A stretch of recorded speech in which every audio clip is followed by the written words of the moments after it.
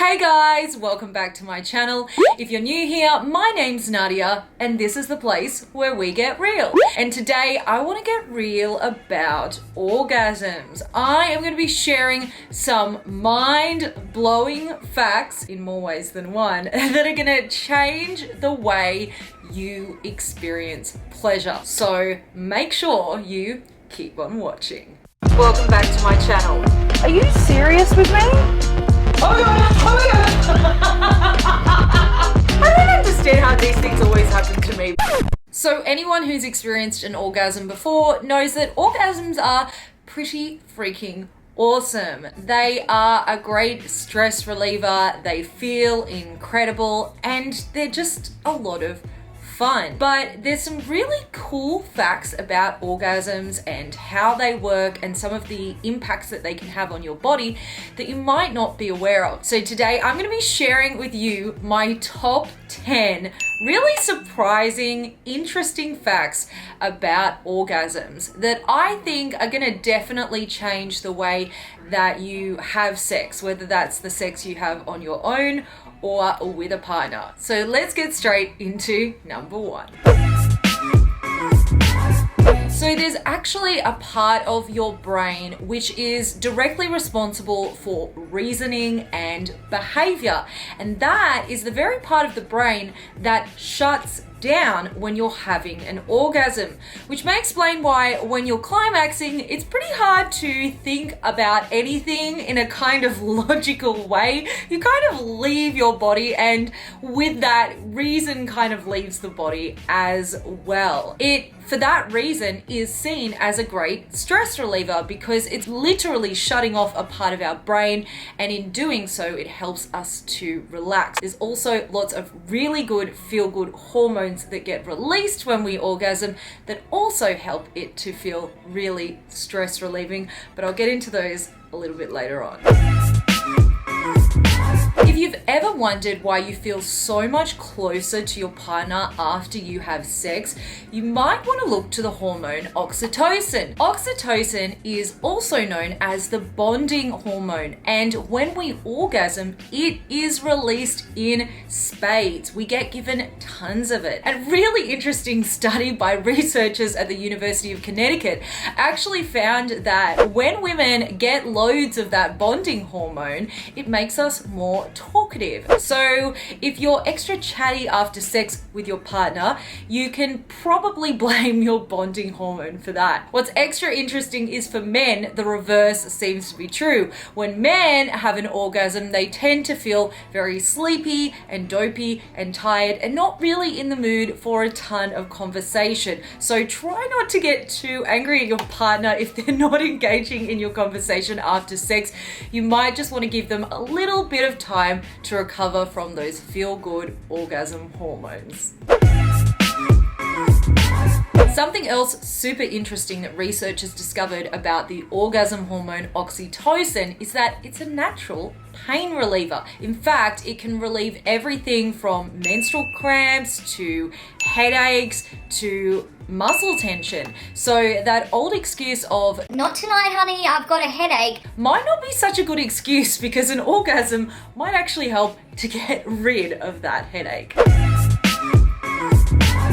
A big reason for women to have orgasms and to have as many of them as we can is because they help to strengthen our pelvic floor. And the pelvic floor is essentially the muscle group that is responsible for helping us hold our pee in. So if you've ever experienced light bladder leakage as a woman, which is essentially just what happens if you've ever sneezed or coughed or even laughed really hard and felt a little bit of pee come out, that is essentially your body having fairly weak pelvic control and having some light bladder leakage, so it's not able to adequately hold your pee in as well as it could. Then what you need to do is work on strengthening those muscles. And when you orgasm, it is those very muscles that contract. And when we contract a group of muscles, we're working them out in the same way that we would work out a muscle at the gym. So when you do that over and over again, what you're going to do is ultimately make those muscles stronger. Another hormone that is released when we orgasm that is super interesting is the hormone prolactin. And the reason it's so interesting is because prolactin has a direct impact on our sense of smell. In fact, it heightens it quite intensively. What's really interesting is pregnant women naturally have higher levels of prolactin than most people, which may explain why pregnant women tend to have a slightly more sensitive sense of smell. Around orgasm time, if you feel like you're really honed into a particular scent, maybe it's your partner's cologne or the smell of some food cooking out the window at your neighbor's house, whatever it may be, that is not just your brain playing tricks on you. You are actually experiencing the effects of prolactin. For women, the clitoris tends to be the key to unlocking our orgasm. I've spoken before on this channel about the fact that for most women, direct clitoral stimulation is required in order to achieve orgasm. This is why many women can have penetrative sex and really enjoy themselves, but not actually experience a climax because their clitoris isn't directly and repeatedly being stimulated. So if you do struggle to orgasm during sex, ladies, make sure you're working in the clitoris by having either you or your partner touch it with your fingers or a small clitoral vibrator. What else is really interesting is that there is a small group of people who can actually experience orgasm not from having their clitoris stimulated, but from having other parts of their body stimulated. There are scientifically recorded cases of women experiencing orgasm doing everything from brushing their teeth to having their eyebrows stroked to even just thinking about it. My gosh, I would have a lot of orgasms if I was one of those women. And I would also have impeccable dental hygiene, come to think of it. Particular research done around paraplegics has found that for a lot of paraplegics, they can experience an orgasm or intense arousal by having the area that's directly above their injury stimulated. So it just goes to show the body can compensate in all sorts of strange and wonderful ways. And whatever is the way that you get to orgasm, don't put any kind of shame on it, don't question it, just enjoy it. Because no matter how you get an orgasm, whether it's from stroking your eyebrow or stroking your clitoris, orgasms feel really freaking amazing.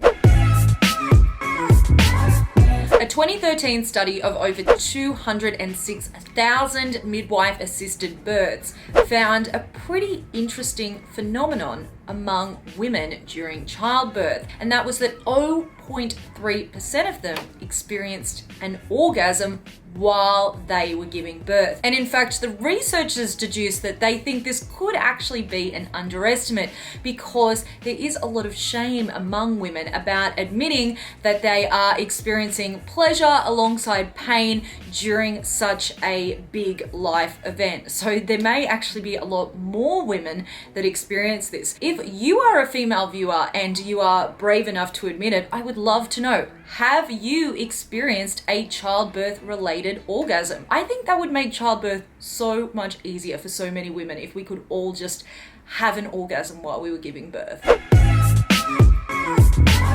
For women especially, relaxation is key to achieving an orgasm. It's estimated between 10 and 40% of women experience difficulty achieving an orgasm, and often that is related not to our genitals but to our brain. We know that there is a direct brain-vagina link, and essentially what that means is if women aren't able to relax enough, we can't relax our vaginal muscles enough to be able to get aroused and then get ourselves to orgasm. So the best thing that you can possibly do for yourself as a woman, or if you are the partner or the lover of a woman, is to make sure that you or she is very relaxed. Simple things like extended foreplay, lots of kissing, which we know releases dopamine in women, and that is the feel-good hormone that makes us feel nice and relaxed. And things like massage. It can just be a normal massage or it can be an erotic massage. There are some really great massage oils out there that also double as lubricant or candles that you can get that double as massage oils. So you can really go to town doing all sorts of things, maybe even having a bubble bath on your own or with your partner. Just make sure that you're making time to really do something for yourself to get you in the mood. And most importantly, don't put pressure on it, because there's nothing more stressful than telling yourself that you need to orgasm. In fact, as soon as we tell ourselves that we have to orgasm, chances are we're probably not going to orgasm because we're putting that pressure on it. So try wherever possible to just make orgasm a really nice bonus to the end of a great self-love session if you're having masturbation time on your own, or a great session of sex if you're having intercourse with your partner. Don't make it the absolute end goal. Now, there was some really interesting research about female orgasms that I would love to finish off on, because I think it tells us so much about women and specifically about female pleasure and just how little we actually understand about it as a culture. While most women take anywhere from 12 to 20 minutes on average to reach orgasm during intercourse, and that's if we have an orgasm at all, because we know from all the research that there is an orgasm gap. It's estimated that on average, men reach climax 95% of the time that they have sex, whereas for women, it's just 63% of the time that we have sex. This research essentially found that when women masturbate, and that is that we pleasure ourselves on our own when no one else is present, we actually reach orgasm on average in as little as 4 minutes. And that's actually about the same amount of time that it takes a man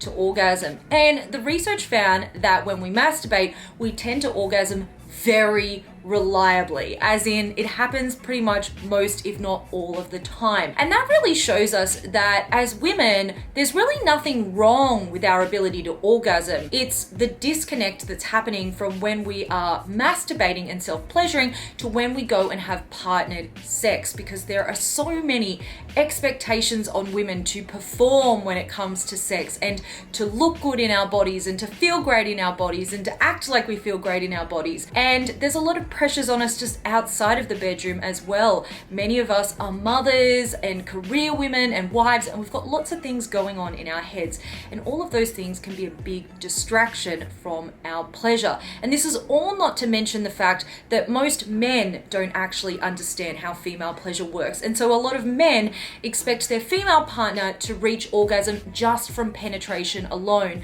despite the fact that most women need direct and consistent clitoral stimulation in order to get there. The issue is really not with women's bodies and women's ability to experience pleasure. The issue is with how we're actually communicating with our partners in the bedroom, and with actually giving ourselves the permission as women to just relax and enjoy sex. We've been told for pretty much our whole lives as women that pleasure is something that's not for us, that being uncomfortable and being people pleasers and putting other people and other people's needs above our own, whether they're the needs of our children or our husbands or our family members or our friends, we're always told that that is more important than our comfort and our pleasure. So it's probably unsurprising that we take that very ideology into the bedroom, and it shortchanges us from experiencing the magic and the awesomeness that is orgasm. Try to remember that next time you have partnered sex, and try to be a little kinder to yourself. And if you're a man watching this, or just the partner of a woman watching this, try to really keep this in mind and just go gentle on your female partner. All right, guys, I would love to know if you learned anything from this video. Was there anything that surprised you? Before you go, besides obviously subscribing to this channel, please make sure that you subscribe to my newsletter. YouTube has deplatformed me before, and I could get deplatformed again. It's the line that we unfortunately walk as sex educators on this platform. We can be censored, and if I'm censored again, I want to be able to get in touch with you guys. So make sure you go sign up. The link is below this video. All right, guys, thank you so much for watching. I will see you in the next video. Mwah.